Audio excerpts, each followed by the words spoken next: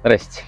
Сейчас я вам покажу и расскажу, с чего все начиналось. Тут у нас не было возможности для проезда тяжелой техники. Сначала мы подготовили вот этот въезд, чтобы у нас могла заходить тяжелая техника. Ну и далее мы начали с верхней площадки все это готовить, с задней части банного комплекса. И оттуда все пошло. И приступили мы 27 мая. Сегодня мы снимаем, у нас неделю мы не работаем. Короче, за 4 месяца мы сделали, наверное, порядка 1000 метров.